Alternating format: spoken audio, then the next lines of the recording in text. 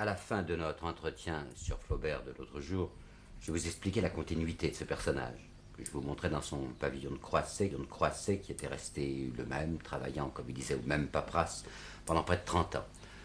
Mais est-ce que c'est vraiment possible que cet homme ait vécu ainsi sans descendre jamais de sa colonne? Est-ce qu'il a vécu dans cette absorption démesurée? Cette phrase est de lui. Pas tout à fait, voyez-vous, pas tout à fait. À 2 reprises, il est descendu de cette colonne. Regardons ces 2 descentes. D'abord, la première est à cause d'une femme, à cause de Louise Collet. Louise Collet, c'était une drôle de petite personne qui s'appelait en réalité Mademoiselle Revoile, et puis qui s'était mariée avec un musicien méridional, qui comptait pas beaucoup, qui s'appelait Collet.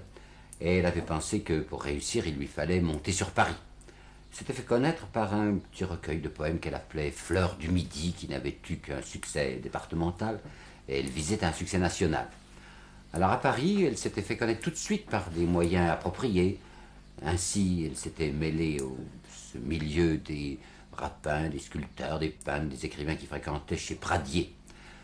Et, oh, ce que je vais vous dire est connu, mais enfin c'est toujours amusant de le rappeler. Elle est arrivée un soir chez Pradier, les yeux hors de la tête, là il y avait une cinquantaine de personnes. Elle avait annoncé une très grande nouvelle en disant, vous savez qu'on a retrouvé les bras de la Vénus de Milo. Chacun lui avait demandé, mais où est-ce qu'on les a retrouvés? Ah, elle avait dit, ben, dans ma robe. Et puis il y a aussi l'histoire de Victor Hugo et du dessin qu'il avait fait d'elle.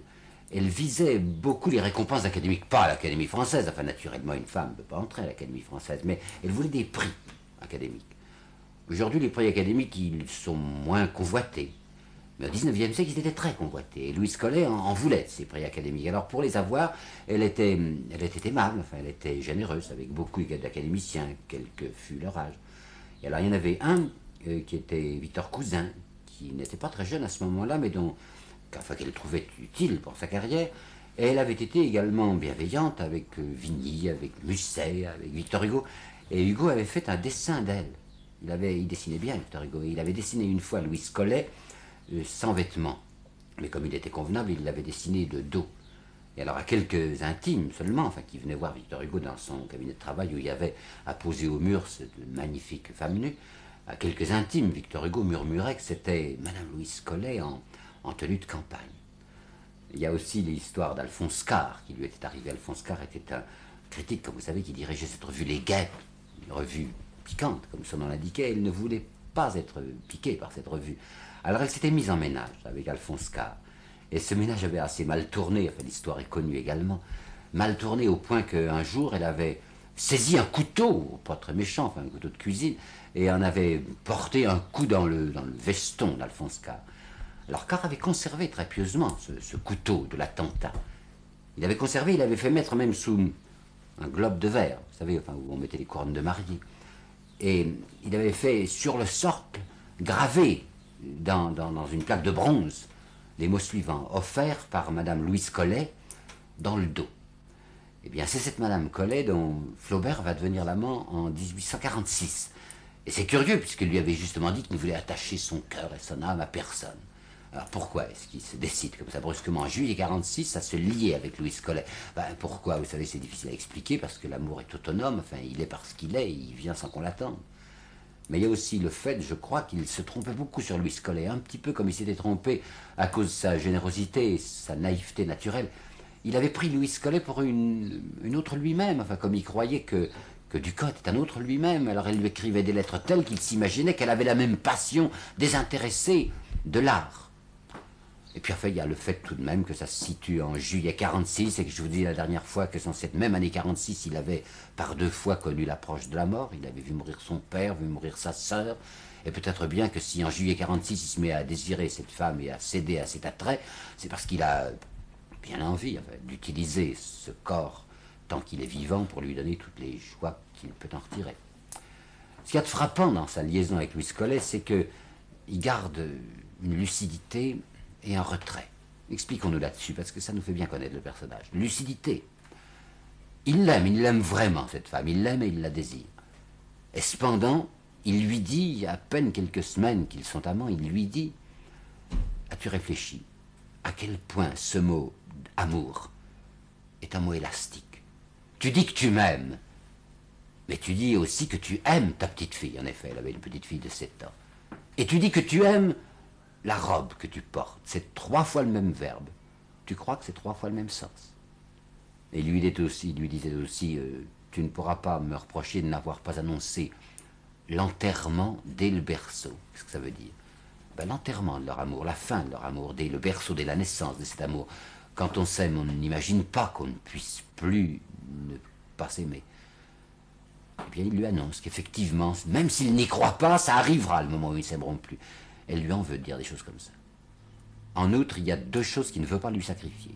Il ne veut pas lui sacrifier sa mère à lui, il vit avec elle, vous le savez, elle est tout le temps inquiète. Et elle veut, Louise Collet, elle veut que Flaubert soit perpétuellement avec elle. Lorsqu'il est à Paris près d'elle, Madame Flaubert se fait du mauvais sang, elle pleure. Alors elle aussi, Louise, pleure pour le garder. Ben, il lui répond assez brutalement qu'il n'y a pas de question et qu'il préfère la faire pleurer elle plutôt que faire pleurer sa mère. Et deuxièmement, son travail. Ça, c'est ce qu'elle n'accepte pas, et pourtant c'est fondamental chez lui. Il veut bien lui donner comme ça 48 heures de temps en temps, mais il y a des choses plus importantes, lui dit-il, que l'amour, chose qu'elle n'accepte pas, qui est mon travail. Alors il lui donnera des rendez-vous à mi-chemin, là, entre Rouen et Paris, à Mantes, où ils se retrouvent pour des 24 heures, ou des 36 heures, ou des 48 heures au plus. Puis si on descend davantage dans cette psychologie curieuse de Flaubert, on s'aperçoit que cet homme éprouve à l'égard de la passion physique, j'entends à l'égard du plaisir, une espèce de gêne. Il y a une lettre de lui où il lui dit, n'est-ce pas, tu voudrais bien faire de moi un païen. Ben j'essaye tant que je peux, je m'y applique de tout mon parti pris et je ne réussis pas. Dans divers textes de lui, on voit d'étranges phrases pour quelqu'un qui avait rejeté tout à fait le christianisme et la morale, d'étranges phrases à l'égard de la luxure. Il dit par exemple, la luxure, elle chante sa chanson à tous les carrefours de notre âme. C'est une chanson qui nous enchante et qui nous tue. Et parlons donc pas seulement de la luxure, mais du plaisir. Il dit, le plaisir fond, F-O-N-D, du verbe fondre. Le plaisir fond les enthousiasmes et asphyxie la pensée. Alors quand il part pour l'Orient avec Ducamp en 49, c'est beaucoup, oui, c'est parce qu'il a envie de voir l'Orient, mais c'est beaucoup aussi pour fuir cette alcôve de monde dont il ne peut pas se passer et dont il sort avec mauvaise conscience. Il retrouvera Louise Collet à un moment, après son retour d'Orient, mais rapidement, la rupture viendra. Et après elle, alors qu'il est au centre le plus ardent de sa vie, après elle, il n'y a plus rien, il n'y a plus de liaison dans sa vie. À ce point que George Sand, là, la vieille George Sand, qui n'était plus belle du tout, mais qui tout de même, au nom de la corporation, n'aimait pas qu'il puisse vivre comme ça sans femme. George Sand le surveillait, lui dit, enfin, écoute, Gustave, dis la vérité, en fait, une petite amie.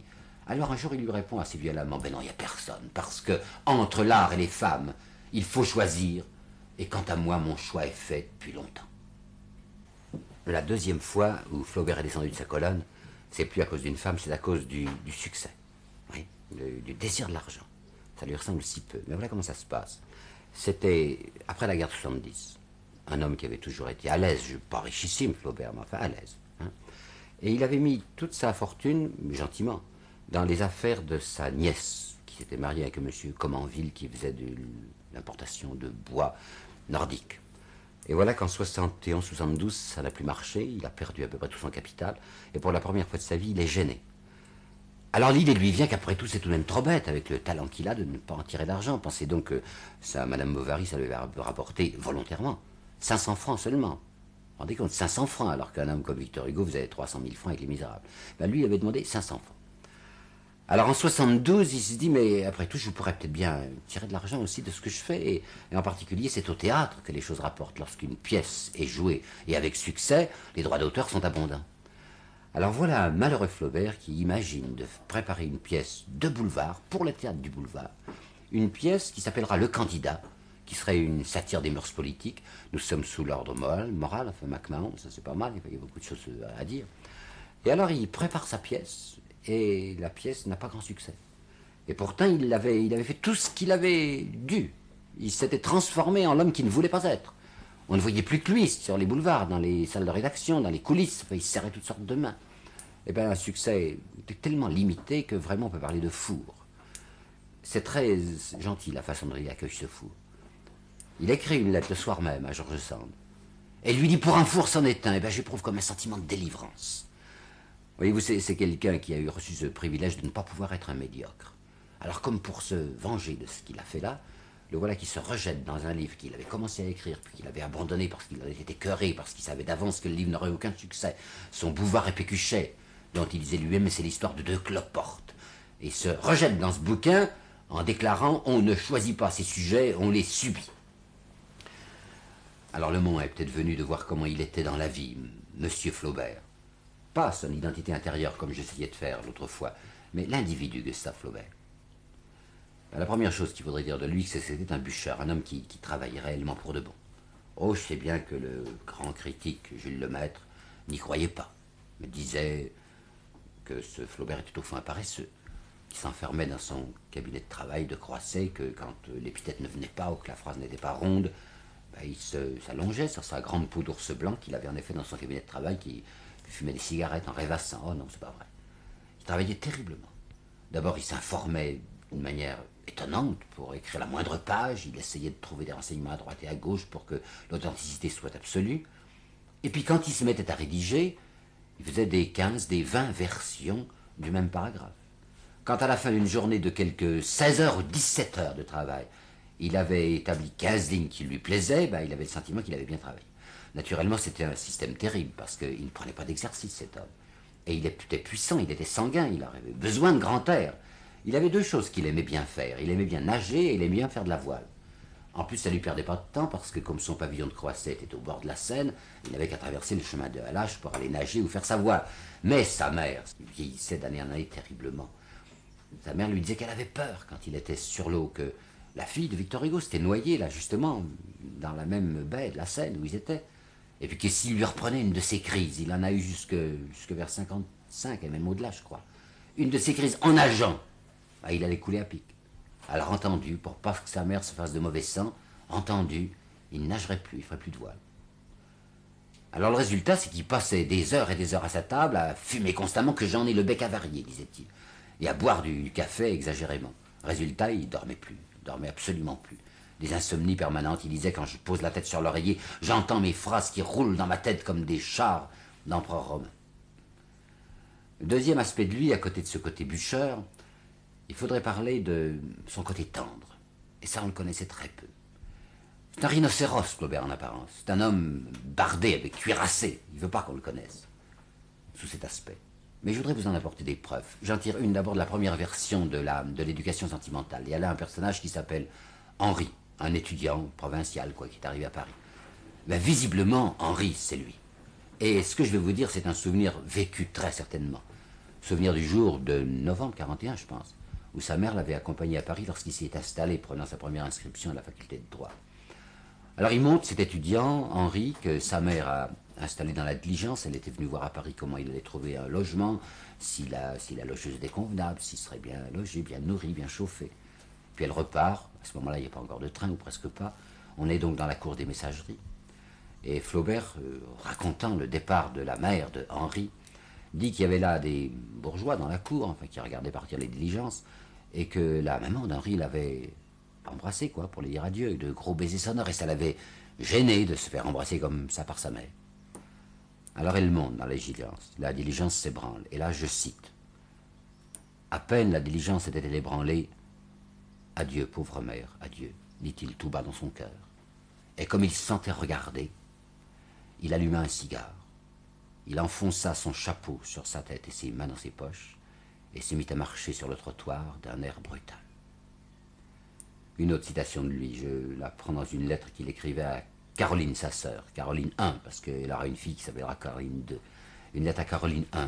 Il était encore étudiant à Paris, c'est de 42-43, où il lui dit « Ah, rat, comme on dit souris, Ah, rat, mon bon rat, mon vieux rat, ayez soin, toi et maman, d'avoir de bonnes jours pour la semaine prochaine. Je me vois déjà arrivant par la diligence de jeudi prochain, grimpant l'escalier 4 à 4, gueulant et vous embrassant. » Puis il y aura maintenant Caroline II, puisque sa sœur est morte en 46, c'est qu'il y a la petite fille dont il s'occupe comme si c'était sa propre fille. Et lui qui aime si peu perdre son temps, il va donner des heures à la petite pour veiller sur son travail. Et lui qui est parfaitement incroyant, il la prépare à ses leçons de catéchisme, sans le moindre sourire, sans la moindre ironie. Puis il y aura aussi la vieille mère qui le promène tous les jours, à son bras, dans le petit jardin de Croisset. Et je voudrais vous apporter deux citations qui datent de 2 ans après la mort de sa mère. Elles sont 74. Il dit à Caroline II, sa nièce, il lui dit « Que sont devenus? Où as-tu mis le châle et le chapeau de jardin de maman? J'aime aller voir et aller les embrasser de temps à autre. » Puis il dit encore « Quelquefois après le dîner, j'appelle Julie. » Julie, c'était sa vieille bonne. Et je regarde sa robe à carreaux qu'a portée maman. Puis je songe à la vieille femme jusqu'à ce que les larmes me prennent à la gorge. Ben, le voilà, en réalité, tel qu'il était, cet homme dont Louis Collet, quand il sera brouillé avec lui, écrira publiquement. C'était un cœur de pierre, c'était un esprit où il n'y avait pas d'âme. Cet esprit où il n'y avait pas d'âme, il était très attaché aussi à l'amitié. C'est étonnant à quel point les amis ont compté pour lui. Je vois une citation de lui que je voudrais vous dire parce qu'elle est très intéressante. « D'où vient donc, écrit-il, d'où vient donc qu'il y a tant d'amitié entre les enfants ? Beaucoup encore entre les jeunes gens, déjà moins dans l'âge mûr et plus du tout entre les vieillards. » Ben lui, il n'aura pas le temps d'être un vieillard. Il va mourir avant 60 ans. Mais il aura eu tout au long de sa vie des amis très chers. Quand il était adolescent, il y avait le Poitevin, il y avait Chevalier. Plus tard, il y aura Louis Bouillet. Bouillet, c'était un écrivain qui s'était fait une drôle de tête à la ressemblance de Napoléon III. Il y a eu Maxime Ducamp, dont nous avons parlé. Il y aura à la fin Duplan et Laporte. Et la façon dont il se conduit avec ses amis est gentille parce qu'il est très ennemi des effusions. Il n'était pas du tout, comme il disait lui-même, sentimenteux. Il était grossier, brutal. Mais derrière cette brutalité apparente, il y avait une grande gentillesse. Tenez, je voudrais vous apporter une lettre de lui que je sais par cœur parce qu'elle est toute petite. C'est une lettre à son ami Duplan, un billet à Duplan, quoi. Il lui dit, parce que Duplan ne lui écrivait plus depuis un certain temps, il lui dit, si tu pouvais me donner des nouvelles d'un nommé Duplan, Jules Duplan, tu serais bien aimable. S'il est malade, tu l'embrasseras de ma part. Mais s'il se porte bien, tu lui crieras dans les oreilles qu'il est un sacré nom de Dieu de cochon, qui oublie son vieux GF, Gustave Flaubert. Il y a encore un autre aspect de lui dont je voudrais vous parler, qui ne fait pas très sérieux, mais qui est important parce que c'était un aspect considérable, sa personnalité. J'entends par là son côté de farce. Il était très drôle, Flaubert, du moins pendant un certain temps. Il aimait les grosses plaisanteries, et plus c'était mauvais, plus ça le faisait rire. On voit par exemple dans sa correspondance que tout à coup, il signe une lettre convenable, très sérieuse, à sa nièce, et puis même post-scriptum. Il lui dit « Suppose que je m'appelle Druche. Alors tu me diras forcément, comme tu es beau, Druche. » Et ça l'amuse énormément. Une autre fois, il écrit à Bouillet en lui annonçant qu'il allait lui envoyer des vers. Rendez-vous compte, des vers, il n'a jamais fait de vers. Alors Bouillet était tout à fait stupéfait. Mais il lui dit, non, comprends-moi bien, hein, c'est pas des vers très intelligents que je vais t'envoyer, c'est des vers un peu bêtes, un peu sots, enfin disons des vers mi-sots, avec tout de même un peu de sel attique. Alors disons, si vous voulez, des vers mi-sel. C'était son genre, n'est-ce pas, des plaisanteries très très très bêtes. D'autre part, il avait le côté saltimbanque qui amusait beaucoup sa mère. Il imitait les gens avec une grande facilité. Ducamp nous raconte, en exagérant je crois un peu, que quand Madame Marie Dorval était passée en tournée à Rouen, elle avait un très joli zézément, Marie Dorval. Alors Flaubert, pendant 2 mois, dit Ducamp, ça veut dire pendant 8 jours, ne parlait qu'avec le zézément de Marie Dorval. Quand il était en Haute-Égypte, il s'ennuyait beaucoup. Je trouve ça assez gentil qu'il le dise d'ailleurs. Dans ses lettres à sa mère, il dit les temples égyptiens m'embêtent. Alors pour se désembêter, il était avec Ducamp, vous savez, il avait inventé de jouer à un personnage qu'il avait imaginé. Ils étaient deux rentiers de Rouen, deux bourgeois de Rouen, des petits bourgeois de Rouen, qui étaient partis, on ne sait pourquoi, dans les sables du désert libyen et qui étaient là complètement perdus. L'un s'appelait le père Étienne, l'autre s'appelait Carafon. Lui, c'était Carafon. Alors il dit à sa mère, nous promenons en nous soutenant réciproquement et en bavachant. Le soir, pour nous coucher, ça dure une demi-heure. Nous geignons en beuglant et en nous retournant pesamment dans nos lits comme des gens abîmés de rhumatisme. Allons, bonsoir mon ami, bonsoir. Un autre personnage qu'il imagine, ça il est déjà plus vieux, et c'est très irrespectueux, c'est un personnage ecclésiastique.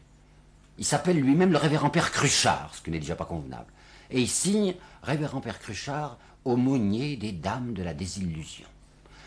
Je voudrais vous apporter aussi, je me suis mis ça dans la tête, 4 citations tirées de ces lettres, à l'improviste. Des choses qui éclatent comme ça, comme de Bourgogne au pétard. Une lettre à sa nièce. Il lui dit, Hier soir, je suis rentré chez moi par le bateau, parce que ce quartier résidentiel de Croatie, on y revenait par la route ou par le bateau. Alors il dit, je suis rentré par le bateau avec l'élite. Et l'élite, vous comprenez, ça veut dire l'élite, mais quand on est extrêmement distingué, il y a un pincement des lèvres qui vous fait dire l'élite, comme on dit le petit appoint. Alors il dit, je suis rentré avec l'élite, j'ai fait la conversation. J'ai été charmant, c'était infect. Une autre lettre, ça bouillait cette fois. Il lui dit, ce soir, sur la rivière, les poissons sautaient avec des folâtreries incroyables. T'aurais dit les bourgeois invités à prendre le thé à la préfecture. Une autre lettre de 77. Il est allé au Rigi. Sa mère est morte et son médecin l'avait persuadé d'aller en Suisse. Il est allé au Rigi parce que tout le monde allait au Rigi à ce moment-là. Vous vous rappelez Tartarin sur les Alpes. Alors il meurt d'ennui dans son Rigi. Il meurt d'ennui. Il trouve que les gens, pas les Suisses bien entendu, enfin, il voulait dire les touristes, enfin, que les gens sont insupportables d'ennui. Alors il écrit dans une lettre à Turgenev, il lui dit, figurez-vous que hier, par humanité et besoin d'expansion, j'ai été tenté d'embrasser 3 veaux que j'avais aperçus dans un pâturage.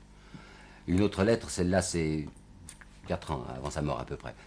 Je m'ennuie tellement en chemin de fer qu'au bout d'un quart d'heure, je hurle d'ennui en bâillant. Les gens du compartiment croient que c'est un chien oublié, pas du tout, pas du tout. C'est Monsieur Flaubert qui soupire. Eh bien, ce côté de fougue et de blague, ça va lui passer. Il va s'assombrir, surtout à partir de l'année 70. Parce que la mort frappe autour de lui, parce que sa mère a disparu, parce que sa vieille amie Sand n'est plus là, parce que Bouillet est mort, parce que Duplan est mort. Enfin, il n'a plus grand monde. Alors il dit qu'il entre, il aimait bien les néologismes, vous savez. Il dit, j'entre dans un état d'insupportation. Il ne va même plus dans ces dîners littéraires, ces dîners manies qui sont si célèbres par le journal des Goncourt, parce que, dit-il, on y a intercalé des binettes odieuses. Dans une lettre à son neveu, par alliance, Comenville, il lui dit, avec mon joli petit tempérament nerveux, tout ce qui me touche me pénètre. Et devenant tout à coup beaucoup plus sérieux dans une lettre à George Sand, il lui dit, le fond de l'air n'est pas gai en moi, et j'ai perpétuellement comme une espèce de sanglot dans la gorge. Réfléchissons un peu à ça. Qu'est-ce que ça veut dire, ce sanglot dans la gorge? Qu'est-ce qu'il y a au fond de Flaubert? Pourquoi donc il y a cette profonde tristesse? Il parle une fois dans une lettre de « ma plaie profonde, toujours cachée ». Quelle plaie? Je dirais, si vous voulez, la plaie du dépossédé. Vous vous rappelez l'autre jour, je vous disais que sa souffrance d'adolescence était celle d'un garçon qui se déchire à voir le monde si affreusement différent de ce qu'il l'a imaginé quand il était un gosse. Eh bien, c'est ça dont il ne se console pas. Mon Dieu, si c'était vrai, c'est ça qu'il dit, si c'était vrai, si tout de même la vie n'était pas absurde, si tout de même elle débouchait sur quelques lumières, sur quelques lueurs. Je vais vous apporter des citations peu connues de lui. Il faut tout lire d'un auteur, vous savez, et on trouve quelquefois des choses qui sont imprimées depuis longtemps et qu'on ne connaît pas. Écoutez ça d'abord. L'illusion perdue laisse en nous son odeur de fée. Une deuxième citation. Pauvre âme, tu es le cœur gonflé. Tu es cette voix en nous qui parle, qui sanglote et qui prie. Et troisième citation. J'ai en moi comme les débris de 20 mondes. Je suis là comme si j'avais marché 20 siècles. Et pourtant, tout au fond de mon être, je sens quelque chose qui remue encore et qui palpite, quelque chose qui demande et qui appelle comme une voix d'enfant. Ce qu'elle dit, la voix d'enfant, c'est le mot que je viens de vous prononcer, si c'était vrai. Je vois dans Novembre, par exemple, dans ce Novembre qui est presque testamentaire, un livre qu'il écrit à 20 ans au moment où il croit devoir renoncer à ce qu'il était, enfin quand il avait fait l'effort que lui demandait son père. Il dit à certaines minutes en moi, malgré mon désespoir, je sens sourdre comme une fontaine de miséricorde. Et je voudrais vous raconter ce qui s'est passé dans sa vie lorsqu'il est arrivé à Jérusalem, au retour de son voyage en Orient, vous savez. Il était avec Ducamp et c'était au mois d'août 1850. Il est incroyant, complètement incroyant. Et pourtant, les guides lui ont dit, derrière cette colline, là-bas, il y a Jérusalem. Cette idée, ce mot, quoi, Jérusalem, ça le bouleverse tout de même. Jérusalem, enfin, la ville du Sauveur, comme il disait quand il était petit. Alors il raconte à sa mère qu'il était à cheval, hein, il a piqué des deux, et il a devancé ses camarades pour être tout seul quand il recevrait en plein visage, en pleine poitrine, l'image de la ville sainte. Il entre dans Jérusalem, et ça le décourage. Tout ça est vide, tout ça est faux, tout ça ment, dit-il. Alors il s'enferme dans sa chambre d'hôtel, d'auberge, quoi. Et il dit à sa mère, alors j'étais très triste et j'ai rouvert le livre que tu m'avais donné. Et ce livre, c'était pas autre chose que les évangiles. J'ai ouvert ce livre et j'ai lu le Sermon sur la montagne, Sermon des béatitudes. Et il dit à sa mère, j'ai lu ça dans un extraordinaire ravissement. Je me suis replongé dans ce vieux gouffre du mot amour. Cette fois, quand il dit amour, c'est plus un mot qui lui paraît élastique. De nouveau, pour une seconde, il se dit, mon Dieu, que ça serait beau si c'était vrai. Mais c'est pas vrai. On lui a expliqué que c'est pas vrai. Ceux qui savent lui ont prouvé que c'était pas vrai. Il y a un côté, vous savez, de facilité et d'humilité chez Flaubert. Eh bien, les compétents, les savants, Renan Taine, lui ont dit que c'était pas vrai, alors il y croit, il est convaincu qu'effectivement ce n'est pas vrai, qu'il n'y a rien. Le 24 décembre 1865, il écrit une lettre à Taine, une lettre littéraire. Puis il met la date, 24 décembre. Et à cause de la date, il ajoute un post-scriptum. 24 décembre, la nuit de Noël. Quand je pense, écrit-il, qu'en ce moment, il y a des gens qui vont à la messe de minuit. Est-ce drôle? Oh, c'est tellement peu drôle que 11 ans plus tard, sans le dire à personne, lui aussi, il ira à une messe de minuit et il en reviendra bouleversé. Tellement peu drôle qu'en 79, il va mourir en 80, une vieille femme de ménage de sa mère qui connaissait, la mère Tardif, est morte.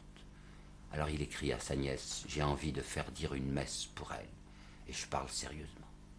Tellement peu drôle que ces 3 contes qu'il a écrits à la fin de sa vie, ces 3 contes, qu'est-ce que c'est? C'est l'histoire de 3 saints. Saint Jean-Baptiste, Saint Julien Hospitalier, cette Félicité la servante qu'il avait connue et qui était une sainte en effet. Et pour lui, c'est 3 témoins de l'infini.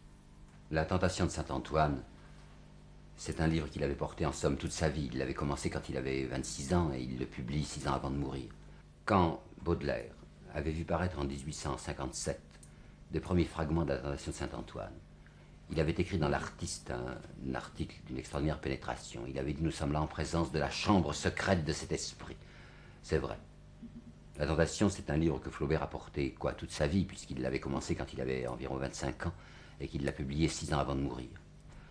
Je me demande si le comte de Lille, si Renan, quand ils ont félicité Flaubert et qu'ils lui ont dit, vous avez écrit là un admirable charnier des dieux, je me demande s'ils avaient vraiment lu la page de la fin. Enfin, vous vous rappelez la tentation, quoi. C'est l'histoire de Saint-Antoine qui est dans son désert, sont passés devant lui tous les dieux de l'Asie et du paganisme, tous les hérétiques, et ça l'a pas bouleversé. Mais arrivent maintenant les 3 grands démons, qui s'appellent la luxure, la connaissance et la mort. Le démon de la luxure, il arrive à le congédier facilement, parce que, dit-il, quand on lui dit non assez longtemps, il lâche prise. Le démon de la connaissance, il ne sait déjà plus trop quoi lui répondre, parce que ce démon lui murmure à l'oreille, es-tu sûr de voir, es-tu même sûr de vivre? Peut-être qu'il n'y a rien. Mais c'est le démon de la mort le plus dangereux, parce que ce démon lui dit, mais pourquoi as-tu peur de moi? La mort, mais c'est le néant, bonheur, au-delà de tous les bonheurs. Et saint Antoine lui-même, le saint Antoine, se prend à murmurer ô béatitude de la mort. Puis la honte d'avoir fait cela. Alors voilà qui ferme les poings, qui crispe les poings, qui ferme les yeux, qui lève la tête, et qui fait, avec son poing fermé, sur lui-même un signe de croix. Alors à ce moment-là, le miracle se produit, le désert se vide de toutes ses larves. Il n'y a plus, comme disait Renan lui-même, que le grand désert monothéiste, et rouvrant les yeux, des yeux que le soleil n'aveugle pas. Saint Antoine voit distinctement, écrit Flaubert, distinctement, au centre du disque solaire, la face éblouissante de Jésus-Christ. Ben, comprenez que l'homme qui a écrit ce livre-là, c'est un homme qui a une affirmation au fond de lui. Ne me faites pas dire ce que je ne dis pas. Je ne dis pas du tout parce que c'est pas vrai que Flaubert était chrétien. Je dis que prenant l'exemple de saint Antoine, qui lui croyait à quelque chose, il nous indique que lui aussi croit fermement et désespérément à quelque chose. Dieu, on nous dit qu'il se définit par un triangle mystique qui serait le vrai, le beau, le bien. Eh bien le vrai, il ne sait pas ce que c'est, Flaubert. Le vrai métaphysique. Le bien en morale, il ne sait pas ce que c'est non plus. Mais le beau, ça, il sait ce que c'est. Le beau, ça lui parle au cœur. Ses mains qui se tendent dans le noir, si vous voulez, elles ont attrapé quelque chose. Elles ont attrapé cette beauté qui est sa voie d'accès à lui vers l'inconnu. Alors quand on a compris ça, on se rend compte que le vieux Sicambre, tout seul, a hurlé ses phrases à Croisset pour les faire passer, comme il disait, par son gueuloir. À ce moment-là, il déploie devant nous toute sa taille. Écoutez-le dire, je mène une vie âpre et déserte, sans rien pour me soutenir qu'une espèce de rage permanente. la rage de faire bien, de bien travailler. Sans femme, sans vie, je continue mon œuvre lente. Encore une citation, il va mourir dans 15 mois, où il dit « À un certain moment, il me semble que je suis saigné aux 4 membres et que ma crevaison est imminente, mais je rebondis et je vais tout de même, voilà, parce qu'il me semble que je suis dans le vrai, que je suis dans le juste. » À la fin de sa légende de Saint-Julien l'Hospitalier, je suis convaincu, je vais vous dire le passage, je suis convaincu que cet homme impersonnel qui ne parle jamais de lui, parle tout de même de lui. Vous vous rappelez Saint-Julien, c'est quelqu'un qui vivait dans une grande solitude. Il s'était fait passeur, il était là au bord d'un immense fleuve sans nom. Il est vieux maintenant, il est là. Et il s'est entendu héler de l'autre rive, il s'est fait passeur volontaire, pas pour gagner de l'argent. Quelqu'un l'a hélé de l'autre rive. Et quoi qu'il fasse un temps affreux et qu'il soit esquinté, très vieux, il prend sa barque et il va chercher ce quelqu'un qui veut passer. Nous qui savons la suite de l'histoire, on sait que ce quelqu'un qui veut passer est un lépreux, mais qu'en fait c'est Jésus-Christ, et qui va emmener Saint-Julien dans son paradis. Mais Saint-Julien n'en sait rien. Il voit de l'autre côté un lépreux, et il prend son lépreux et il traverse. Et Flaubert écrit « La grêle cinglait ses mains, la pluie coulait dans son dos, la violence de l'air l'étouffait. Mais sentant qu'il s'agissait d'une chose considérable et d'un ordre auquel il ne fallait absolument pas désobéir, il faisait ce qu'il avait promis de faire, il passait son passager. » Ben de même, voyez-vous, le vieux père Flaubert qui est là à travailler tout seul dans son pavillon de Croisset, il fait ce qu'il a promis de faire jusqu'au bout, me figurant, comme il écrit à Tourguenieff, me figurant que ce que je fais est important. Saliès nous a laissé une petite relation sur son oncle. Elle n'est pas tout le temps bonne, il y a des phrases exagérées. Mais il y a un détail sur lequel je veux finir. Elle dit qu'assez souvent, l'été, surtout quand il faisait beau temps, son oncle, à la fin de ses journées de travail, de 16 heures, de 18 heures de travail, son oncle allait tout seul se promener sur la terrasse de Croisset. Personne ne s'approchait de lui sur sa terrasse. Il se promenait là, les mains derrière le dos. Et de temps en temps, il lui arrivait, dit-elle, de se cambrer brusquement et de regarder vers le ciel. Elle avait l'impression alors qu'il parlait vaguement à quelqu'un. Et elle ne savait pas que Flaubert, que son oncle, avait jeté un jour sur le coin d'une feuille de papier où on l'a retrouvée il n'y a pas si longtemps, une petite note. C'était en 1858. Et cette petite note n'était pas autre chose, exactement pas autre chose qu'une prière. Ayez pitié de ma volonté, Dieu des âmes. Donnez-moi la force et l'espoir. Alors, laissons-le, ce père Flaubert, laissons-le sur sa terrasse, le nez dans les étoiles, sur cette terrasse où il est tout seul et où je pense qu'il n'est pas tout seul.